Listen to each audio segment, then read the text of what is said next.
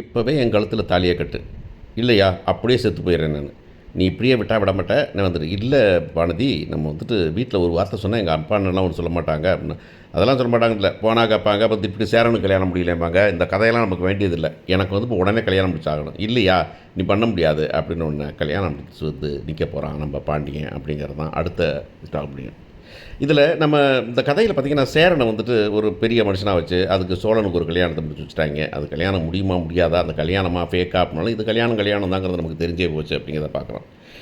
இப்போ அடுத்து என்ன நடக்கும்? வழக்கமாகவே இந்த பெரிய மனுஷன் அண்ணனாக இருக்கிறவன், அண்ணனாக பிறந்தவன் கொஞ்சம் தியாகியாக இருந்துட்டானாக்கா அவன் தலையில் மிளகா அரைச்சிக்கிட்டே தான் இருப்பாங்க. கதை பூராமே எப்படி தான் நடக்கும். ஏதோ ஒன்றில் ஒரு இடத்துல வரும்போது எங்கள் அண்ணன்னு சொல்லுவான். தவிர கடைசியில் வந்துட்டு சரி அண்ணன் என்ன சொன்னாலும் புரிஞ்சுக்கோம். அது நிறைய இடத்துல ஃபேமிலிஸில் பிரச்சனை என்னன்னாக்கா, இல்லை நீங்கள் புரிஞ்சுப்பீங்க, ஏன்னா புரிஞ்சுக்கிட்டது ஏன் தப்பாடா, நான் புரிஞ்சுக்கிட்டதுனா அவமானம் பண்ணணுமா, அவங்க புரிஞ்சுக்க மாட்டாங்க அதனால் பரவாயில்லை, நீங்கள் ஒன்று கண்டுக்கலைன்னா விட மாட்டீங்க, இப்போ ஒன்றும் கவலைப்பட மாட்டீங்க, நீங்கள் இப்படி மரியாதையெல்லாம் எதிர்பார்க்க மாட்டீங்க. ஆனால் அவர் எதிர்பார்ப்பார், ஏன்னா நான் மரியாதை எதிர்பார்க்க மாட்டேங்கிறதுனால என்னை கீழே போட்டு முடிச்சுட்டு அடுத்தவங்களை கூப்பிட்டு போவீங்களாடா அப்படிங்கிற கேள்வியெல்லாம் நமக்கு இருக்கும் இல்லையா. அந்த மாதிரி தான் வழக்கமாகவே இந்த கதை நடக்கும்.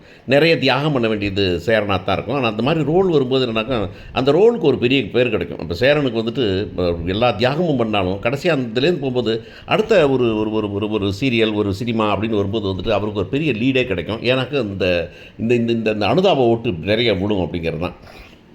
ஸோ இப்போ என்ன பண்ண போகிறாங்க அப்படிங்கிறதான் பார்க்குறோம். இன்றைக்கி என்ன பண்ணிட்டாங்கன்னா அவங்க வந்துட்டு கடையை திறந்துட்டாங்க, பணத்தை கொண்டு போய் ஒரு வழியாக அந்த அம்மாவிட்ட இந்த பணத்தை வச்சு பணத்தை கொண்டு போய் கொடுத்தாங்க அப்படிங்கிறத பார்க்குறோம்.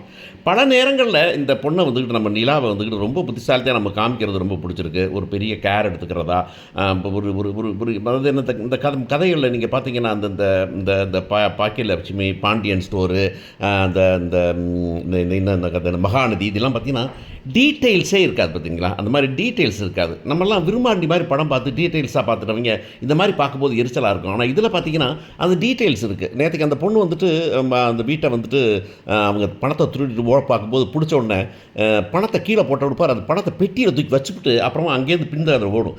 பின்கதை ஓடினா அந்த பகல் பிடிச்சிட்டு ஓடி போயிடுவான். அந்த ஆள் 2 பேர் ஓடிடுவாங்க. நம்ம அந்த அம்மாவும் அந்த 2 பேரும், அவங்க 2 பேர் ஓடணுன்னே உள்ளார வர்றது திரும்ப பின்கதவை தாப்பாக போட்டு தான் வரும். அப்படி வந்து பார்த்துட்டு முன்னாடி போய் அந்த 10 எட்டுக்கு மேலே போகாது. அதுக்கு மேலே போனாங்க சொல்ல முடியாது, என்ன நடக்குன்னு தெரியாது அப்படின்னு. அது வரைக்கும் நம்மளால் புத்திசாலித்தனத்தை வைத்துக்க முடியுது. ஆனால் அதுக்கப்புறம் வந்துக்கிட்டு இந்த குடும்பத்தில் யாருமே அந்த அம்மா திருடி அப்படின்னு சொல்லாமல் இருக்கிறது, இவனுக்கு பல்லவனுக்கு வந்துட்டு உண்மையை சொல்லாமல் இருக்கிறதும், இதெல்லாம் ரொம்ப பெரிய தப்பு அப்படின்னு தான் நம்ம நினைக்கிறோம்.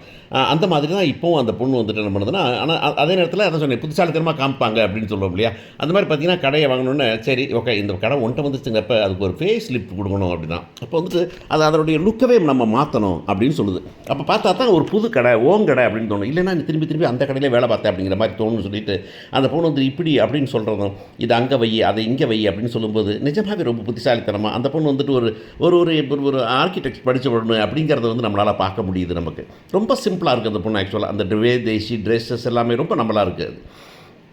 இதை வந்துக்கிட்டு நம்ம பிள்ளை இருக்குதே வானதி பார்க்குது, ஏடாரே எல்லா பேரும் சிரிக்கிறீங்க, கும்மாளம் போடுறீங்க, ஆனால் என்னை மட்டும் கண்டுக்க மாட்டேங்கிறீங்களா அப்படின்னு சொல்லிட்டு பார்க்குது. இந்த பாப்பான்னு ஃபோன் பண்ணால் அவன் ஃபோனை எடுக்கலை. ஏன்னா அவனுக்கு வந்துட்டு இப்போ வந்துட்டு ஒரு பறக்கிற மாதிரி இருக்கும் இல்லையா. 3 லட்ச ரூபா கொடுத்து நம்ம ஒரு கடையை லீஸுக்கு எடுப்போங்கிறத போன வாரம் அவன் நினைக்காதவன் 3 லட்ச ரூபா நமக்கு மொத்தமாக கிடைக்குமா அப்படின்னு இருந்தவன் இந்த குடும்பம் பூரா சேர்ந்து 3 லட்ச ரூபாய் பிரட்டி கொடுத்து அதை லீஸ்க்கே வாங்கிட்டங்கிறப்ப அது அது அது அதில் இருக்கிற மகிழ்ச்சி என்ன அப்படிங்கிற சமாச்சாரத்தை நம்ம மற்றவங்களுக்கு சொல்ல தப்பியாது. நமக்கு எல்லாருமே அதை அனுபவிச்சிருப்போம். நம்ம எல்லாருமே ஏதோ ஒரு கட்டத்தில் நம்ம அனுபவிச்சிருப்போம். நமக்கு அப்படி நடந்துருச்சு, இப்படி நடப்போமா அப்படின்னு நினைப்போம்ல, அந்த மாதிரி நடந்திருக்கும். அப்படிங்கிறப்ப பேச்சே வராது, காதில் எதுவுமே விடாது, ஒரு மங்கி இப்படி கனவுல இருக்கிற மாதிரியே இருக்கும். அந்த மாதிரி இருக்கிறவன் குடும்பத்தோடு என்ஜாய் பண்ணுறான். ஆனால் குடும்பத்தோடு என்ஜாய் பண்ணும்போது நானும் இந்த குடும்பத்தில் ஒரு பங்கு தானே அப்படின்னு வானதி நினைக்குது. என்னையே கூப்பிடல, என்னையே கண்டுக்கலை அப்படின்னு. இந்த வானதி விஷயம் ஏற்கனவே குடும்பத்தில் எல்லாத்துக்கும் தெரியுங்கிறதுனால இப்போ நான் பாண்டியன் நிலைமையில் இருந்திருந்தேன்னா கட்டாயமாக வந்துட்டு இந்த விழாவுக்கு வந்து அந்த பொண்ணையும் கூப்பிட்டுருப்பேன். அப்படிங்கிறப்ப வந்துட்டு இப்போ நான் ஒரு பொண்ணை லவ் பண்ணியிருந்தேன், அப்படி பண்ணிகிட்டு இருந்தேன் அப்படின்னாக்கும் கட்டாயமாக அந்த பொண்ணை எதிர்பார்க்குங்கிறது எனக்கு தெரியும். ஸோ இதை வந்துட்டு பாண்டியன் செஞ்சது ஒரு வகையில் தப்பு அப்படின்னு தான் சொல்லுவேன் நான். அந்த பொண்ணு வந்து இப்போ சொல்ல முடியாது, அந்த பொண்ணு பைக்கை வந்து ரிப்பேர் பண்ணுது, அதனால் ரெகுலர் கஸ்டமர் அப்படின்னு கூட வந்திருக்கலாமே அப்படின்னு தோணுது நமக்கு. எனிவே இது ஓப்பனிங் செரிமனி இல்லைல்ல, அதனால் வந்துட்டு ஒன்றும் பிரச்சனை இல்லை அப்படின்னு இவங்க நினச்சிருக்கலாமா இருக்கும். ஸோ இந்த பொண்ணு கடுப்பாகி போயிடுது. அதுக்கப்புறம் பார்த்தீங்கன்னா இவங்க போகிறான் போய் ஹோட்டலில் போய் ரெஸ்டாரண்ட்டில் போய் சாப்பிட்றது சாப்பாடு அவருக்கு வாங்கிட்டு வராங்க.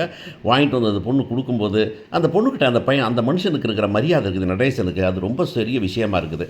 சரி சாப்பிட்டியா, ரொம்ப சந்தோஷம், ஆனால் அந்த விஷயங்கள்லாம் கேட்காத நீ அப்படிங்கிறாரு. ஆனால் அது இந்த இடத்துல அதுதான் விஷயம். அவர்னாச்சும் சொல்லணும், இவ்வளோ தூரம் விசாரிக்கணும் என்னன்னாக்கா நம்ம சொல்லலைன்னு. இதில் என்னென்னா இந்த பொண்ணை பற்றி அந்த அம்மாவை பற்றி உனக்கு தெரியாது, பெரிய மோசமானவ, அதனால தான் கூப்பிட்டு வரல. அதால் ஏற்கனவே கல்யாணம் முடிச்சிட்டாரு இன்னொரு ஆளை, நான் அதனால தான் கூப்பிட்டு வரலையான்னு கேட்கும்போது, இந்த பக்கத்தில் இந்த பக்கி நிற்கிறான் யார், நம்ம அவனுக்கு எப்படி இது காதில் கேட்க, நான் நினச்சேன் அதில் காது கேட்கமாச்சு, என்னமோ சொல்கிறாரு, இன்னும் தப்பானவங்களான்னு கேட்டிருந்தா கூட பரவாயில்லை அப்படின்னு தோணுது. கடைசியில் கேட்கல, அப்படி போயிட்டாங்க. இப்போ என்ன அடுத்து நடக்க போகுது அப்படிங்கிறது தான் பெரிய ட்விஸ்ட்டு. நாளைக்கு வந்துட்டு பாண்டியன்ட்டு அந்த பொண்ணு வரப்போகுது, வானதி வந்து பேச போகுது. என்ன ஆச்சுன்னா, கடையை வாங்கிட்டியாமே, பார்த்தேன் நேற்றையே முடிச்சாச்சு அப்படின்னு அந்த கடையில் வேலை பார்க்குறாரு அவர் சொல்ல போகிறாரு. கடை நேற்றையே முடிச்சாச்சுமா, 3 லட்சம் கொடுத்தாச்சு. இப்போ கடை யார் தெரியுமா, அண்ணன் கடை, பாண்டியன் கடை, பாண்டியன் மெக்கானிக் ஒர்க்ஸு, பார்த்தீங்களே அப்படின்னு சொல்கிறான். உடனே வந்து தெரியும் பார்த்தேன். பார்த்தியா? ஆமாம். அது சரி, நேற்றுக்கு எல்லாம் பார்த்து குடும்பத்தோடு வந்து கொடுத்தீங்க இவ்வளோ இருக்கு. ஆமாம், எல்லோரும் வந்தாங்க, எல்லோரும் பணம் கொடுத்தாங்களே அப்படின்னாக்கா. அப்போ நான் பணம் கொடுக்கலன்னு கூப்பிடலையா, உங்கள் வீட்டில் எல்லோரும் பணம் கொடுத்தாங்க, அதனால் வந்துட்டு அவங்களெல்லாம் கூப்பிட்டு வந்து பணம் கொடுத்தேன், நான் உனக்கு பணமே கொடுக்கலைங்கிறதுனால என்னை கூப்பிடலையா நீ அப்படின்னு கேட்டாக்கா. அந்த பெண்ணு, என்னம்மா எப்படி சொன்னாலும் பொய்யா தப்பாக எடுத்துக்கிறேன் நீ, அப்படிலாம் கிடையாதுமா, எல்லோரும் வந்து கொடுக்குறேன்னாங்க, சரி வாங்கன்னு சொல்லி கூப்பிட்டு வந்தேன். சரி கூப்பிட்டு வந்து நான் கொடுத்துட்டு வந்தேன். சரி அத்தனை நான் ஃபோன் பண்ணேனே பார்த்தியா நீ, இல்லை நான் கவனிக்கலை, நீ பார்த்த, நான் அங்கேருந்து பார்த்தேனே, ஃபோனை எடுத்துகிட்டு நீ பாக்கெட்டுக்குள்ளே போட்டேன், நான் பார்த்தேன். நான் இந்த பொண்ணு லவ் பண்ண பொண்ணுங்கள்ட்ட ஆர்கியூ பண்ணுறது எவ்வளோ பெரிய கஷ்டம் அப்படிங்கிறது லவ் பண்ண பசங்களுக்கு தான் தெரியும். இப்படி சொன்னால் அப்படி வளையும், அப்படி சொன்னால் இப்படி வளையும், இப்படி சொன்னால் அப்படி வளையும். அப்போ நீ ஏன் கோவப்படுறேனாக்கா, அப்புறம் நான் என்னுடைய கோவக்காரங்கிறியா நீ, என்னம்மா புரிஞ்சுக்க, அப்போ நான் முட்டாளுங்கிறியா நீ, இந்த மாதிரி பேச்சு வரும். அதெல்லாம் வந்துட்டு அது ரெகுலராக, அதுவும் பொண்ணுங்களுக்குலாம் இந்த மாதிரி வசனங்கள்லாம் சொல்லித்தர வேண்டியதில்லை. அதனால் அந்த பொண்ணு சொல்ல போகுது.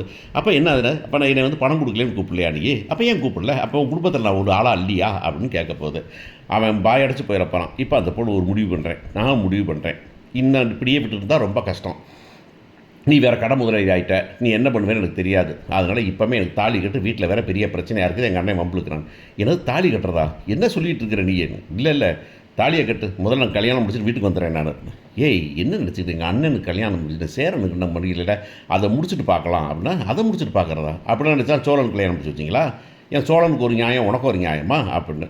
அப்போ உங்கள் அண்ணன் கல்யாணம் முடிச்சுன்னா இன்னும் முடிச்சு வச்சிருக்கணுமே, எப்பயே முடிச்சிருக்கணுமே, நான் கூட சொல்லிட்டேன் அவர் சீக்கிரம் பார்த்து கல்யாணம் முடிங்க, எனக்கு வழியை விடுங்க, நான் சொல்லிட்டேன் அவர்கிட்ட, அவர் கல்யாணம் முடிச்சுக்கலாம் என்ன பண்ண முடியும், அதனால் என் வீட்டில் இருந்து நான் வேதனைப்பட முடியுமா, 1 2. இப்போ நான் கடைசியில் பார்த்தீங்கன்னாக்கா, அந்த வீட்லேயும் என்னை யாரும் வீட்டில் எப்படியா நினைக்கிறதில்ல, உங்கள் வீட்லேயும் நான் வேற ஆளாக இருக்கிறேன், நான் யார் தான்டா நான், அந்த வீட்டுக்கு ஆளில் இந்த வீட்டுக்கு வந்துடுறேன், மொத்தமாக நான் வந்துடுறேன் அப்படின்னு சொன்னாக்கா.